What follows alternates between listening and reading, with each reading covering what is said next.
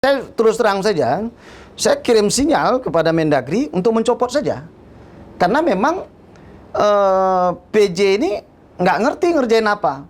Contoh misalkan, ketika kita minta evaluasi untuk SKPK-nya, termasuk Sekda dan sebagainya sebagai ketua tim TAPA, ya dia nggak mampu kok. Ya nggak perlu misalkan sampai bawa tim tank dari Subuh Salam misalkan, ini kan memalukan. Dari awal saya sampaikan, mulai dari Sekda dan beberapa dinas tuh potong, ganti gitu loh, supaya firm. Ini kan kelihatan nggak wibawa nih, wali kota ini depan kepala dinasnya juga nggak wibawa dia. Sudahlah, kalau memang di akhir November ini tetap nggak bisa menyelesaikan, baiknya memang mengundurkan diri itu lebih terhormat daripada diganti di tengah jalan oleh Mendagri.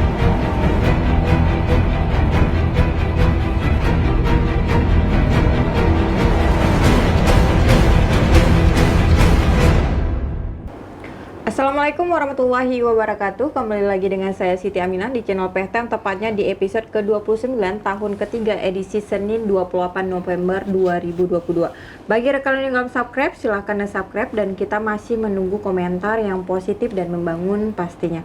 Baik pemirsa PTM, kita akan membahas tentang evaluasi kinerja PJ Wali Kota Banda Aceh ya, sejauh mana sudah PJ Wali Kota untuk bekerja membangun Kota Banda Aceh. Kali ini kita akan angkat tema tentang Pemko Banda Aceh terutang akibat mantan bankir tak becus pimpin kota.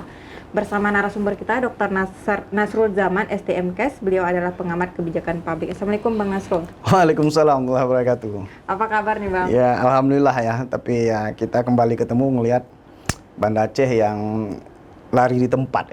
Lari di tempat Bang. Ini sudah lama ini kita tidak berbincang tentang Kota Banda Aceh. Ya. Tapi kan Bang Nasrul ini kan pelanggan PTM ini untuk mengkritik wali kota. Terus-terusan ini yang dikritik.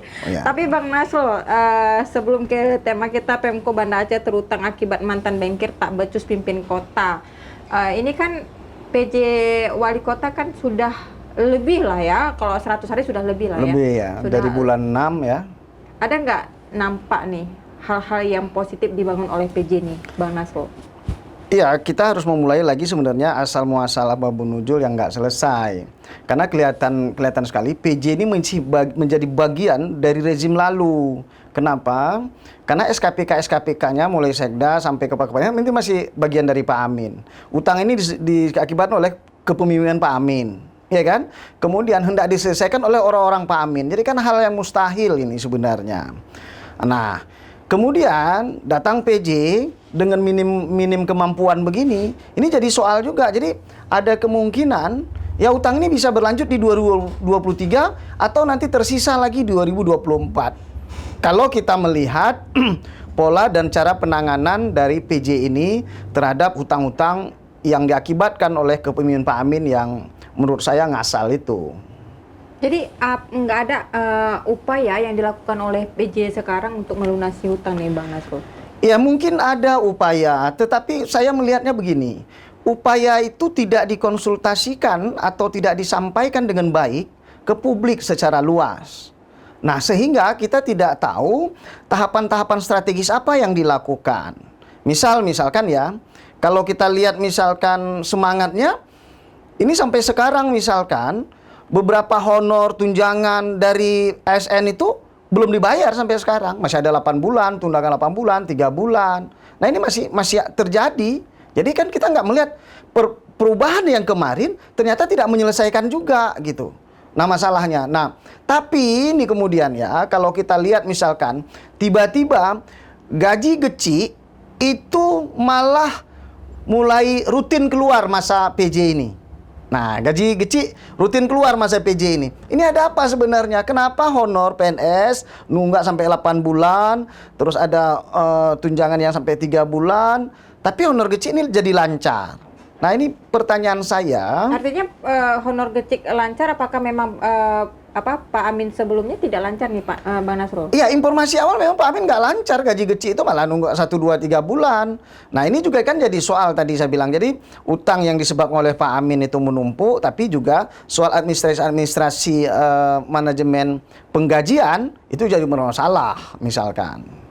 Apakah kenapa menjadi skala prioritas untuk pemberian honor gecik tidak juga PNS? Ya ini saya lihat nih memang wali kota ini udah nggak wajar lagi menjabat wali kota, ini harus dievaluasi benar. Saya lihat nih perilakunya itu perilaku seorang politisi. Misalkan, kenapa gaji kecil dilancarkan? Itu pertanyaannya. Kenapa gaji pegawainya, honorer dan sebagainya, tunjangan-tunjangan itu tidak selesaikan? Yang kedua, kenapa harus membuat kebijakan populis misalkan tentang pasar murah? Itu habis miliaran-miliaran juga dengan mensubsidi pasar murah. Bukankah misalkan kalau kita bayar gaji honor dan sebagainya tunjangan itu juga menjadi strategi memberi uang ke masyarakat sehingga inflasi bisa juga dijaga pada posisi yang proporsional. Nah, jadi gerakan-gerakan ini saya lihat ini PJ Wali Kota ini disorientasi. Dia merasa seolah-olah bukan PJ. Dia harus sadar, dia ini PJ yang mandatnya secara garis besar itu dua. Yang pertama adalah bagaimana manajemen pemerintahan berlangsung dengan baik, utang-utang yang ditinggalkan diselesaikan. Kedua, proses tahapan-tahapan pemilu itu dilancarkan, dibantu sehingga berlangsung pada 2024 tanpa ada kendala. Nah, bukan harus misalkan, ini seperti sekarang, ini memajang semua baliho-baliho ada fotonya wali kota. Dia harus belajar di kantor gubernur yang mengelola uang lebih banyak, tidak ada satupun baliho gubernur yang ada foto gubernur. Karena gubernur nggak mau pencitraan, PJ gubernur tahu dia seorang PJ. Dan wali kota ini kebangetan menurut saya. Saya juga meminta ini memang kepada Mendagri untuk segera mengevaluasi nih PJ Wali Kota ini. Karena semua yang dilakukan itu lebih pada tindakan-tindakan seorang politisi. Bukan seorang PJ Wali Kota yang mengurai masalah secara perlahan-perlahan, sistematis, dan berjenjang. Oke, Bang Nasrul, tapi Anda tadi sebutkan wajah PJ Wali Kota ada di berbagai pamflet. Ini memang dilarang kalau misalnya... Bukan soal dilarang, tapi ini soal etika, soal etis. Gubernur saja, ya, yang mengelola cukup banyak anggaran, itu coba kita lihat. Melarang fotonya dimasukkan di baliho dan spanduk. Ini kan jadi pembelajaran. Apa tujuan misalnya PJ Wali Kota memasang baliho di apakah ini bentuk politisasi, pencitraan atau memang ada event kegiatan kemudian beliau memasang foto beliau? Apa sih wali kotanya apa fungsinya di baliho itu? Yang paling penting pesan baliho spanduk itu adalah pesannya, ya, pesan yang ingin disampaikan ke publik, bukan fotonya. Fotonya itu mengganggu pesan-pesan yang ingin disampaikan. Itu perlu diingat. Karena dalam teori-teori misalkan advertising pun sebenarnya selain pemilihan kalimat, juga foto yang diletakkan itu kadang-kadang mengganggu. Nggak ada fungsinya, nggak ada urgensinya. Misalkan nih, iklan, ada upacara pesan BPS. Terus ngapain dia di situ? Ada fotonya. Pesan apa yang disampaikan oleh foto seorang wali kota pada publik? Tujuannya kan supaya, ini wali kota. Ini udah 6 bulan, bos. Jadi nggak perlu lagi tuh foto-foto PJ itu. Ini menurut saya dia harus belajar ke kantor gubernur. Ya, gubernur aja tidak euforia dengan jabatan PJ-nya sehingga memasukkan semua foto-foto. Memalukan menurut saya. Dan bukan dia aja wali kota. Coba lihat Aceh Besar. Coba lihat ada yang sudah dilantik sekitar 13 kabupaten kota. Enggak juga seperti dia Kemaru. Foto-foto di mana-mana. Jadi ini Anda anggap sebagai PJ Wali Kota Banda Aceh pencitraan atau politisasi? Ya menurut saya memang kepingin dikenal orang karena dia nggak mampu kerja. Jadi seolah-olah dengan ada fotonya di situ, ada pesan, ini kerja dia gitu. Oke, Bang Nasrul, tapi ada beberapa Pehtem ya melihat di beragam media, ini kan ada juga perencanaan atau program kerja yang memang sudah dijalankan oleh PJ Wali Kota. Salah satunya ini masih belum terrealisasi. Mungkin dalam waktu 1 tahun itu impossible juga seperti flyover ya di depan kantor gubernur. Kemudian juga flyover di Simpang 7 Ulai Karing. Nah, ini bukankah sebuah perencanaan yang bagus atau strategis emang dilakukan oleh PJ Wali Kota nih, Bang Nasrul? Bagus, tapi dia kan PJ. Yang sesaat-saat bisa diganti, bisa dievaluasi 6 bulan, bisa tahunan. Sekarang ingin kita pastikan apakah di RPK, Rencana Pembangunan Kota Banda Aceh 2022-2026, masuk nggak yang dia bilang itu? Kan nggak masuk. Terus dia mau ngomong-ngomong kan aja pencitraan saja. Oh, artinya itu tidak masuk ke dalam RPK. RPK. Iya, RPK. Dan kemudian di RPK ini kan disampaikan jajaran sampai 4 tahun. Nah, nanti 2024 itu kan wali kotanya lain lagi. Makanya saya bilang nggak usah mimpi terlalu tinggi nih PJ ini. Cuman memang ya itu tadi lagi model kepemimpinan nasional di nasional ini di beberapa daerah lebih banyak show-nya ketimbang kerjanya. Jadi memang untuk menunjukkan dia kerja, maka dia show. Ini Gitu. jadi tren ini. Iya, dia soalnya begitu. Dan ini Dia dilakukan show. juga oleh PJ Wali Kota Banda Aceh. Iya, harusnya PJ Wali Kota, saya bilang lagi, lihat dong gubernur di sebelahnya, itu gubernur lebih tinggi jabatannya, lebih banyak anggaran yang dia kelola, nggak ada dia pajang foto-foto di sana, nggak terlalu show of force misalkan, harusnya bicara flyover, bicara itu gubernur, bukan dia, itu loh. Tapi kan kayak kalau flyover seperti wali kota sebelumnya Bu Iliza kan pernah juga. Bukan itu Dr. Jaini yang bangun flyover. Oh, bukan masa wali kota ya? Iya, itu kan Dr. Jaini, termasuk juga Masjid Raya. Memang diminta sebagai pemilik wilayah adalah wali kota. Tapi maksud saya, nggak usah muluk-muluk juga jadi wali kota. Beresin utang yang sedikit aja nggak mampu kok. Ngapain mikir-mikir flyover dulu? Soal hutang piutang nih Bang Nasrul, ini Iya. sangat menarik karena memang ada terjadi ini kesenjangan artinya kesejahteraan kecil misalnya diutamakan, tetapi juga hutang PNS atau Iya. PNS juga belum dibayar. Apakah ini ada sentimen ini antara wali kota sebelumnya dengan sekarang nih Pak Iya, Nasrul? bukan sentimen. Ini menguatkan indikasi-indikasi dia ini lebih pada pencitraan-pencitraan politis, populis. Sehingga dia tekan bawahan dia, tetapi Geci sebagai mitra, dia hormati, dia tempatkan di tinggi. Ini kan nggak boleh nih. Ini kok politik belah bambu dia. Ya, anak buah ditekan 8 bulan honor dan sebagainya, tunjangan 3 bulan nggak dibayar, tapi Geci dibuat lancar. Nah, satu sisi bagus karena Pak Amin itu pun dulu nggak mampu melakukan tuh honor kecil lancar kan gitu. Nah, tetapi karena beliau ini sebenarnya seorang PJ ini kan harus berdiri pada nggak usah bicara politik PJ ini.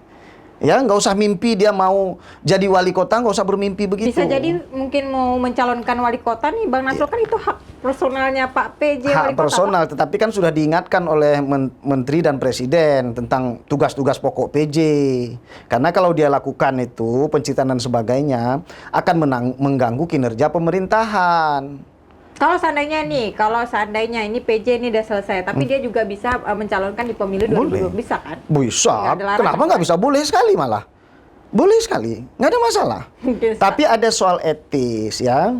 Soal etis apalagi beliau ini kan pejabat dari Mendagri nih, eselon 2.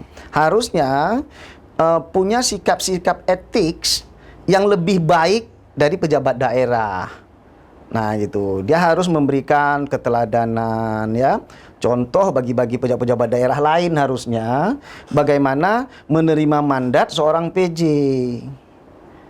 Gitu. Jadi sebenarnya nih Bang Nasrul, apa sih yang harus nih dilakukan oleh PJ wali kota? Jangan-jangan PJ wali kota juga nggak tahu nih tugas dan fungsinya seperti apa. Kan saya bilang mandatnya cuma 2. Mengelola manajemen pemerintahan termasuk penganggaran, program-program yang sudah sudah direncanakan di rencanaan pembangunan kota 2022-2026. Tapi itu udah dilakukan. Nah, itu yang harus dia lakukan. Tetapi maksud saya, kalau ada persoalan-persoalan seperti hutang, yang lain-lain, tagihan, tunggakan, itu diselesaikan dulu. Nah, kemarin mekanisme perubahan kemarin kan sudah cukup sebenarnya, ada ruang. Karena bulan 6 mesti sempat menyusun perubahan. Nah, kemudian harusnya di perubahan itu mulai diselesaikan dan ini dikomunikasikan ke publik. Oke, misalkan pada tahun dengan perubahan kita sudah menyelesaikan utang berapa puluh miliar. Nah, yang lain kita nggak mampu. Kenapa nggak mampu? Dijelaskan secara sistematis, diumumkan ke publik. Bila perlu hadir di PHTM, saya pikir bisa lah untuk menyampaikan apa yang sudah dilakukan termasuk tentang penyelesaian utang. Tahapan penyelesaian utang sudah sampai mana? Siapa yang sudah diselesaikan, siapa yang belum. Nah, jadi jangan sampai misalkan kehilangan orientasi mana menjadi kebutuhan, mana menjadi kepentingan. Nah, khusus untuk PJ saya lihat lebih banyak bekerja pada soal kepentingan, bukan soal kebutuhan masyarakat. Gitu. Contoh kepentingan Bang Nasrul yang sudah dilakukan. Contoh misalnya orientasi pada masyarakat ini kan bisa menjadi benar misalnya kepentingan.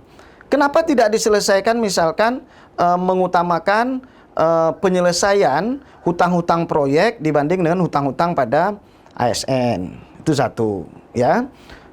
Kemudian kenapa lebih banyak bicara tentang misalkan show of force, flyover, underground, jalan bawah tanah sebagainya.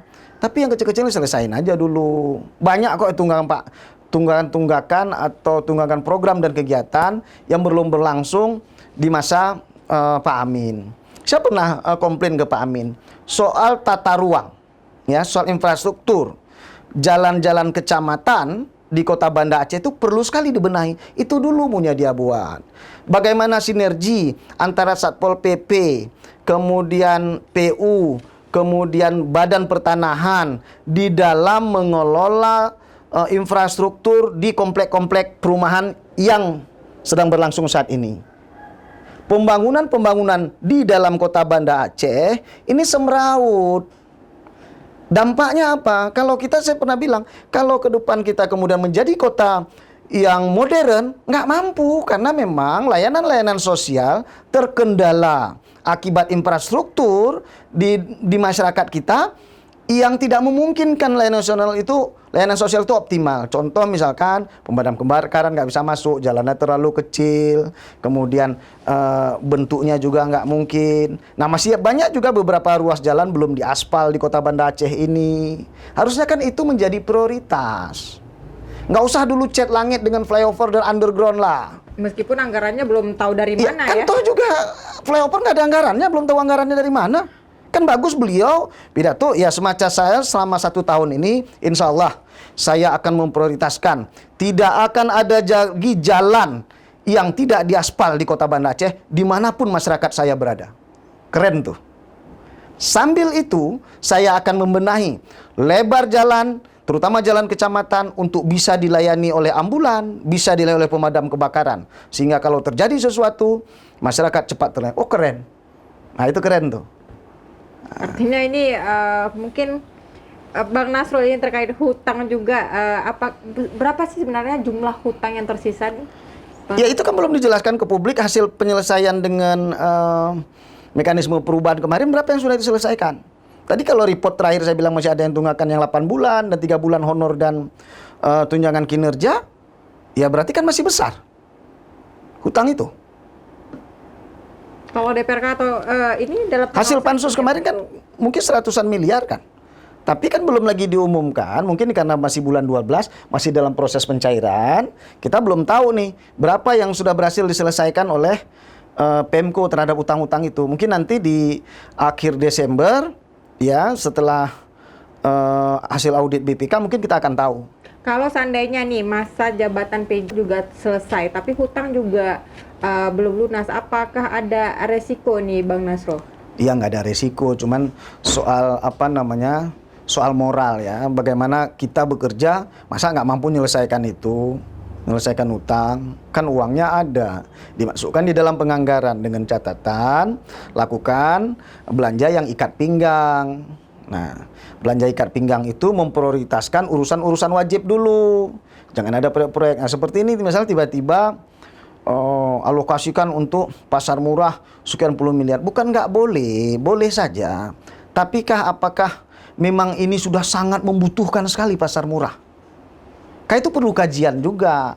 Nah, itu yang saya bilang. Nah, mungkin pasar murah ini juga tidak dinikmati oleh orang-orang yang susah ya Bang Nasrul, tapi orang-orang kaya juga menikmati. Nah, tahu kita, ya itu rahasia umum lah. Ya, rahasia umum, nggak usah kita.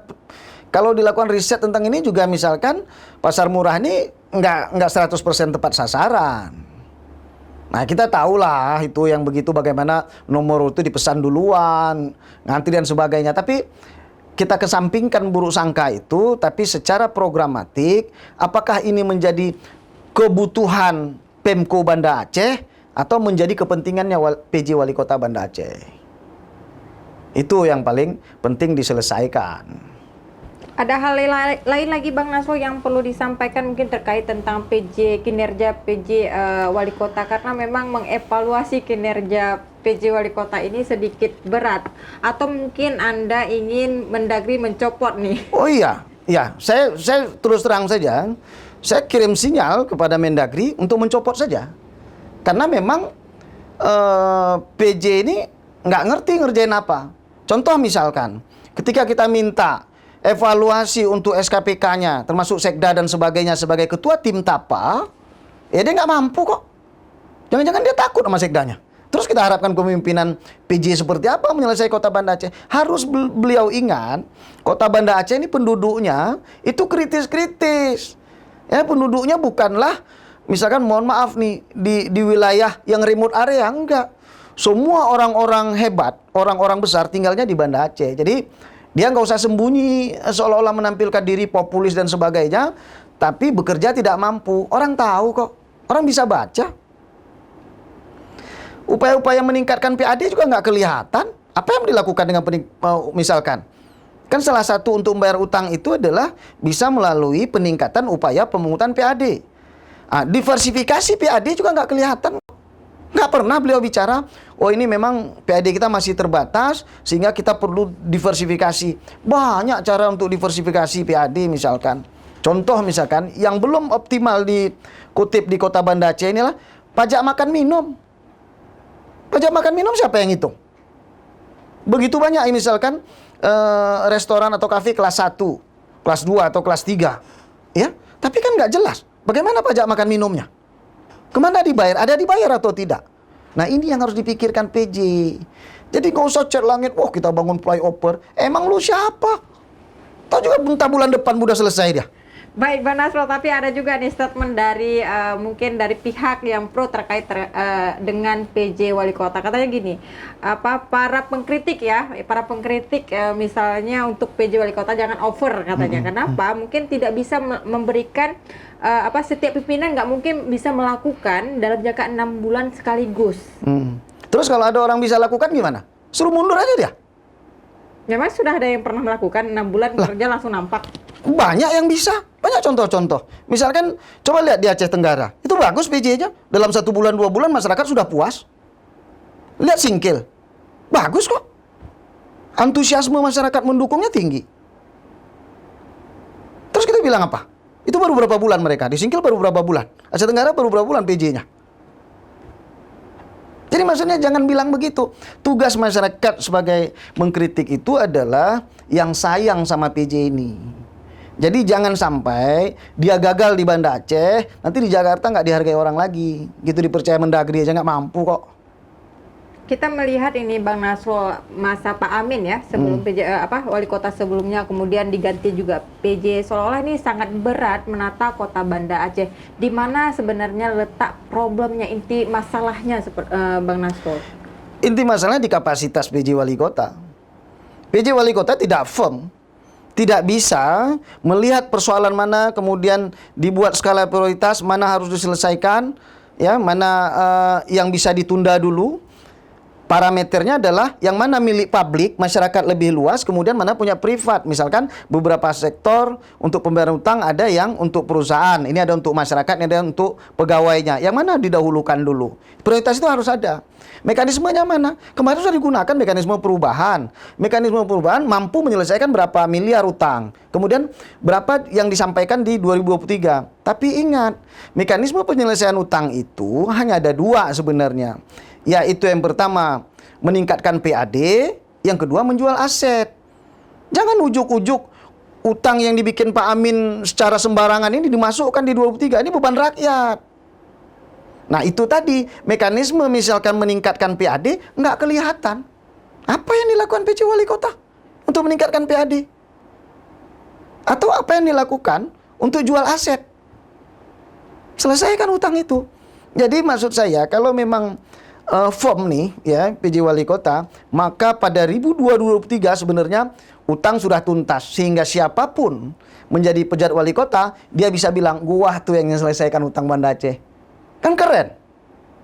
Oke, tetapi kan Pak Wali Kota nih nggak sendiri nih Bang Nasrul, tapi juga diawasi pengawasan anggarannya oleh DPR. Tapi ini bagaimana sudah ruang lingkup kerjasamanya ini, saling mengawasi penganggaran dan lain sebagainya? Iya, semuanya kan bergerak pada tupoksi masing-masing, pada kewenangan dan tanggung jawab masing-masing. Ini hal yang biasa lah. Di wilayah lain juga ada DPR-nya lah, bukan hanya DPR Kota Banda Aceh aja. Jadi orang kenapa bisa, dia nggak kenapa bisa. Ya, Yang DPRK juga nggak jalan nih. ya itu karena masalahnya dia sibuk melakukan lobby-lobby DPR, lupa dengan kerjanya. Coba kita lihat sekarang, sibuk jalan dengan DPR, sibuk foto dengan DPR, entah apa. Dia nggak penting komunikasi dengan DPR, dia PJ kok. Pertanggungjawaban dia bukan di DPR.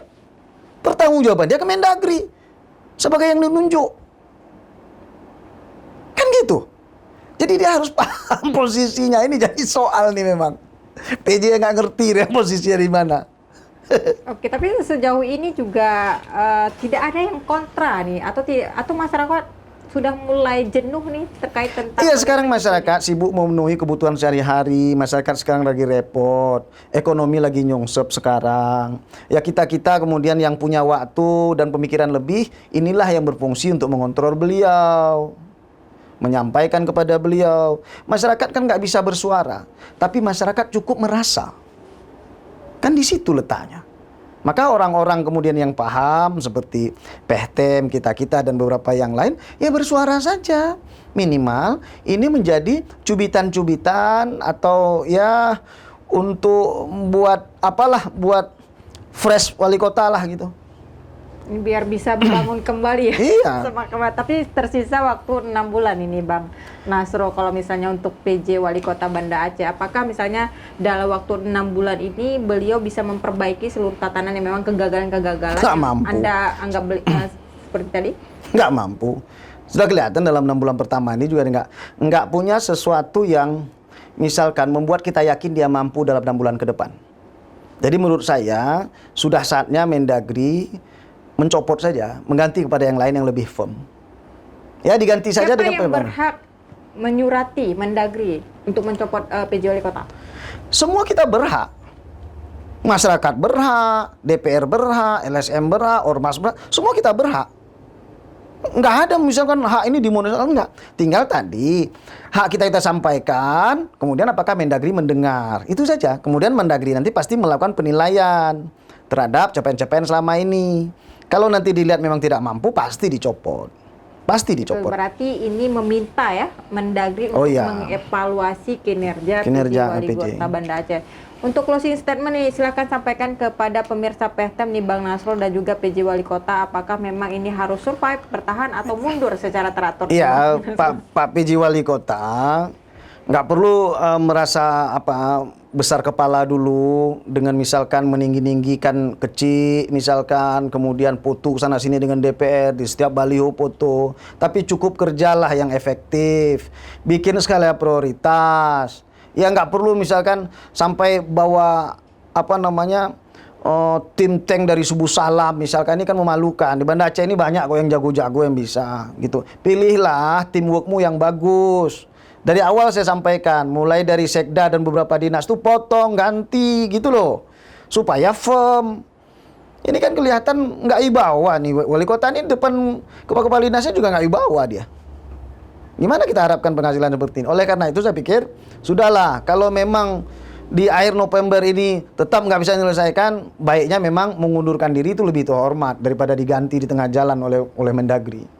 Mundur diri lebih terhormat dibandingkan diganti oleh Mendagri. Itu ya headline-nya Bang Nasrul. Baik, terima kasih Bang Nasrul atas waktunya. Tonton terus pemirsa Pehtem podcast kita di setiap hari Senin dan Kamis pukul 10 pagi, dan jangan lupa tekan lonceng untuk mendapatkan informasi yang terbaru. Like, share, and subscribe juga. Saya Siti Aminah mohon undur diri. Assalamualaikum warahmatullahi wabarakatuh. Waalaikumsalam warahmatullahi wabarakatuh.